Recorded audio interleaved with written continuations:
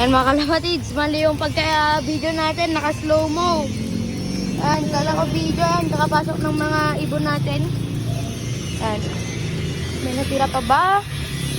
Wala na mga kalapatids. Tingnan nyo kung gaano ka-fast trapping ito. Ito yung siguro ilalaban ko natin sa pulling speed bird na fast trapping bird pa. Ito si Tiger guys, tingnan nyo. Shhh! Good. Walang ibang dapo niyan guys, ayun siya.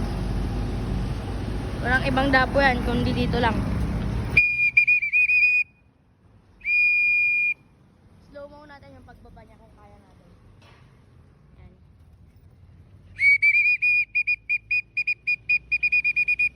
Kurang dapo niyan dyan. Then, yan, slow mo natin mga kalapatid. Ayan na. Diretso, pasok agad. Clock in. Ayan. Balayan dyan na siya. Ayun, si Tiger. Saan si Tiger? Ayan o. Yun. Ayan o sa dulo.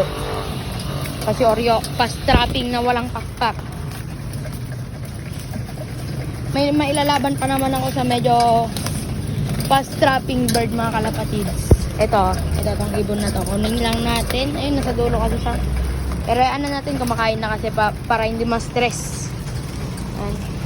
Konti na lang mga ibon natin dito.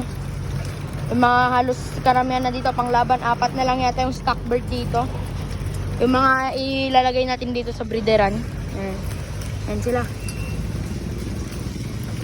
Ayan o. Ito yung isang mabilis pumasok guys. Ayan, dun kasi yun yung red bar. Itong lumapit. Ayan.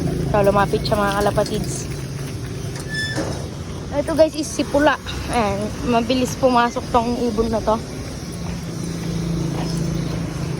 Ayan. Siya. Ayan, mabilis yan, di ikot yan. Kasi kapag alam nyo kung, ayan, rekta-rekta yan guys. Oh. Diretso. Pasok. Yun.